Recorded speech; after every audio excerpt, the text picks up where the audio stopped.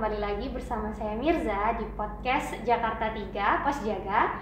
Dan pada episode kali ini kita sudah kedatangan tamu yang sangat luar biasa pada episode kali ini ya, yaitu Bapak Kepala Kantor baru kita, Bapak Komnur. Ya, makasih Mbak Mirza.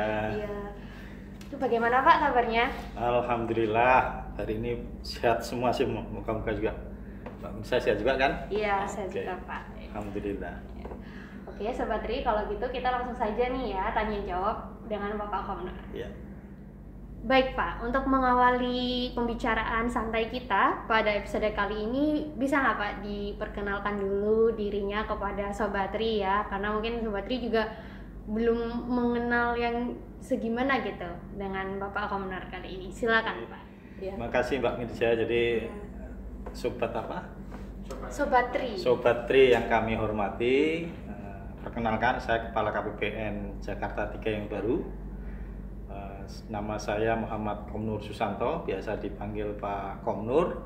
Sebelum saya menduduki Kepala KPPN Jakarta 3, saya ditugaskan di Direktorat Pelaksanaan Anggaran sebagai Kasubdit Pelaksanaan Anggaran 1.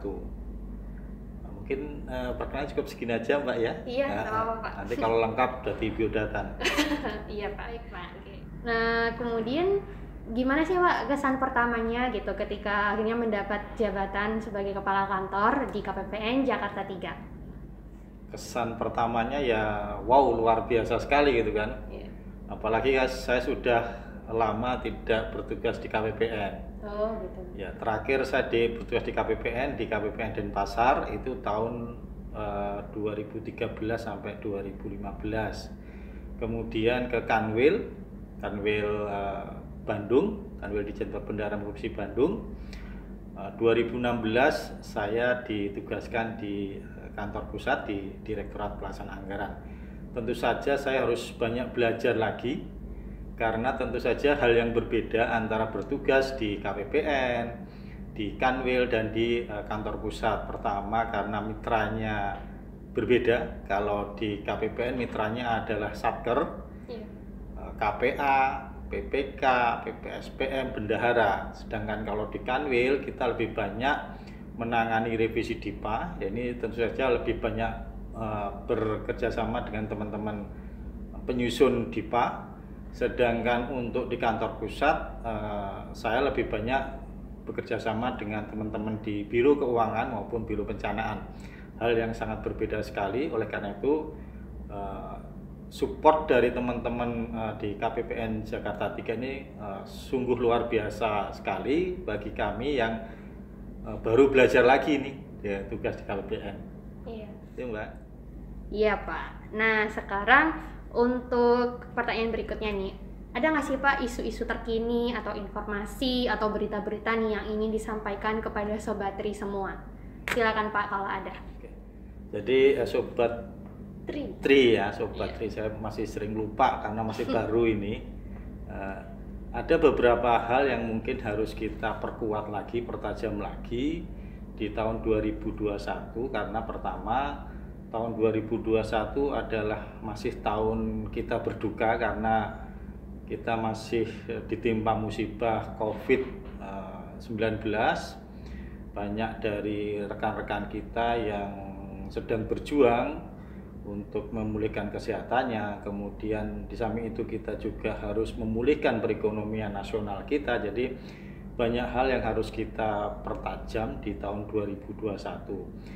Pertamanya adalah bahwa beberapa satker itu mengelola alokasi yang didedikasikan untuk pemulihan ekonomi nasional, dan ini harus kita dukung oleh KPPN, rekan-rekan di KPPN Jakarta 3 karena Mbak Mirza perlu diketahui bahwa kerjasama kita untuk meningkatkan atau memulihkan kembali perekonomian adalah kerjasama yang sangat luar biasa berat karena kita harus memulihkan sektor-sektor perekonomian yang saat ini sedang terpuruk, dan tugas dari kementerian lembaga karena dia dipercaya untuk mengelola keuangan negara sangat luar biasa sekali.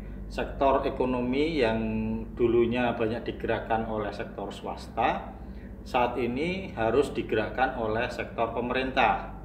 Oleh karena itu, satker-satker yang dipercaya mengelola DIPA harus memanfaatkan alokasi DIPA ini dengan sebaik-baiknya, yang diharapkan bisa memulihkan perekonomian yang sekarang sedang terpuruk. Pemerintah sudah banyak mengalokasikan dana-dana yang dilakukan penghematan untuk dipertajam atau direfocusing kepada kegiatan-kegiatan untuk pemulihan ekonomi nasional. Oleh karena itu, tugas kita sebagai ujung tombak, karena Satker adalah ujung tombak dari pelaksanaan DIPA, tentu saja dituntut untuk lebih kreatif, dituntut untuk lebih dinamis dalam menggunakan alokasi DIPA-nya. Yang kedua adalah bahwa ukuran-ukuran itu dapat dilihat dari IKPA, indikator kinerja pelaksanaan anggaran. Kita dapat lihat satker-satker yang kinerjanya baik, biasanya indikator di IKPA-nya juga menunjukkan angka yang cukup signifikan bagus. Oleh karena itu, Bapak-bapak, Ibu-ibu pengelola keuangan di Satker, kami sangat mengharapkan sekali Bapak Ibu bisa memanfaatkan DIPA ini dengan sebaik-baiknya, melakukan pembayaran tagihan sesuai dengan jadwal kegiatannya, sehingga nilai IKPA, indikator-indikator yang ada di IKPA ini bisa menjadi cermin dari capaian kinerja masing-masing Satker. Dan nilai-nilai atau angka-angka indikator ini bisa menjadi alat evaluasi bagi manajerial untuk menilai kinerja di satker-satker di bawahnya. Salah satu capaian IKPA yang mungkin baru Bapak Ibu adalah capaian output. Kami mohon bantuan kepada Bapak-bapak, Ibu-ibu pengelola keuangan untuk secara disiplin mengisi capaian outputnya dalam aplikasi yang sudah disusun oleh teman-teman di kantor pusat. Capaian output ini nantinya dapat digunakan sebagai alat monitor dan evaluasi bagi KPA, bagi pimpinan, dan bagi pemerintah untuk menilai sejauh mana keberhasilan suatu satker dalam melaksanakan DIPA. Mungkin itu Mbak isu-isu yang harus kita pertajam di tahun 2021. Nah, untuk pertanyaan berikutnya ya Pak, mengingat satker di KPPN Jakarta 3 ini kan banyak dan dana yang dikelola pun juga besar. Nah, apakah ada strategi atau target-target tertentu nih yang ingin dicapai bersama ketika bekerja sama dengan Sobat Tri semuanya? Silakan Pak, boleh disampaikan. Jadi sebenarnya Mbak, target itu sudah diamanahkan oleh para menteri dan pimpinan lembaga dalam DIPA. Targetnya berapa saja itu dapat dilihat di halaman 1 DIPA, yaitu output-output yang harus dicapai oleh Satker. Untuk Satker-Satker yang mempunyai posisi yang sangat strategis, ini tentu saja harus melaksanakan strategi-strategi yang sudah ditetapkan oleh pimpinan. Tetapi dari Satker sebenarnya bisa menyusun strategi ataupun menyusun langkah-langkah yang dapat dilakukan oleh Satker. Misalnya, bagaimana Satker bisa menyusun rencana penarikan dana di halaman 3. Ini kan salah satu strategi untuk melakukan belanja sesuai dengan jadwal waktu yang telah ditetapkan. Kemudian juga bagaimana Satker bisa mengajukan tagihan tepat waktu ke KPPN. Jadi kalau misalnya untuk SPLMLS ya harusnya 17 hari kerja setelah tagihan itu diterima oleh BPK harusnya sudah dilakukan proses pencairan dana di KPPN. Karena ini sangat penting sekali Mbak Mirza. Belanja yang dilakukan oleh Satker dan dilakukan pembayaran tepat waktu ini adalah stimulus perekonomian, apalagi dalam masa pandemi COVID ini.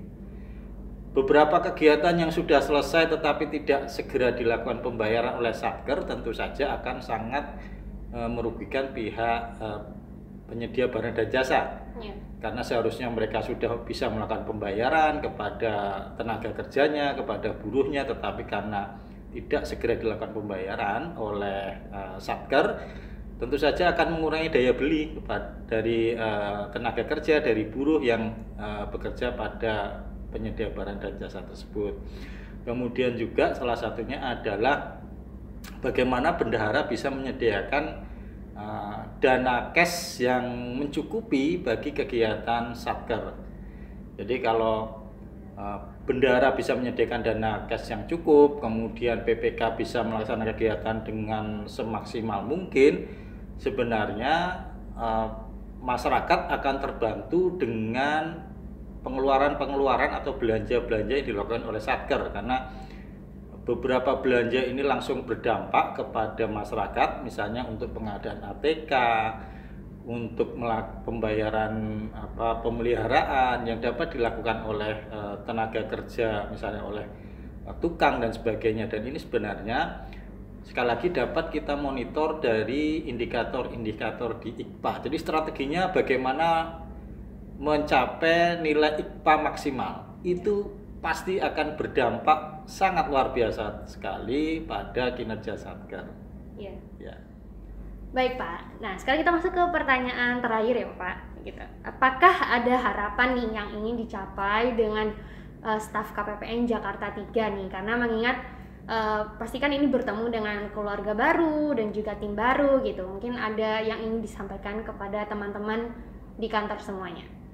Terima kasih Mbak Mirza, ini sebenarnya pertanyaan yang sangat luar biasa sekali, karena kita bekerja untuk membangun negara itu tidak bisa sendiri. Kita harus menjalin kerjasama, kita harus menjalin komunikasi, dan yang paling penting adalah sinergi dari semua pihak. KPPN Jakarta 3 yang diperkuat oleh tenaga-tenaga yang luar biasa, terampil. Kami mengharapkan dukungan ini Mbak. Kami mengharapkan dukungan, kerjasama supaya bisa terjalin, dan paling utama adalah bagaimana kita bisa melayani Satker mitra kerja kita. Karena saya berpikir dengan peningkatan pelayanan kepada mitra kerja kita, baik Satker maupun pihak lain, ini akan sangat membantu sekali dalam proses peningkatan belanja negara. Selain peningkatan juga kita harapkan sinergi yang kita lakukan antara KPPN dengan mitra kerja bisa menjalin atau bisa meningkatkan akuntabilitas belanja yang dilakukan oleh teman-teman di Satker, karena di KPPN ada bagian CSO yang ini bisa memberikan masukan atau bisa membantu ketika teman-teman kita di Satker, mitra kerja KPPN Jakarta 3 sedang mengalami permasalahan atau kebuntuan, sehingga kami harapkan teman-teman di KPPN juga bisa meningkatkan kemampuannya, bisa meningkatkan kemampuan menguasai peraturan-peraturan yang dibutuhkan untuk kelancaran kegiatan di Satker. Yang paling utama adalah bagaimana kita, saya, kemudian teman-teman di KPPN dan dari mitra kerja kita bisa menjalin komunikasi, keterbukaan, dan kerjasama serta sinergi yang sangat luar biasa sekali, sehingga tujuan-tujuan baik tujuan KPPN maupun tujuan dari Satker bisa tercapai. Itu sih Pak harapan kami Pak di tahun 2021 ya. Dan mungkin sepanjang kami dipercaya untuk memimpin rekan-rekan di KPPN Jakarta 3. Iya. Baik Pak.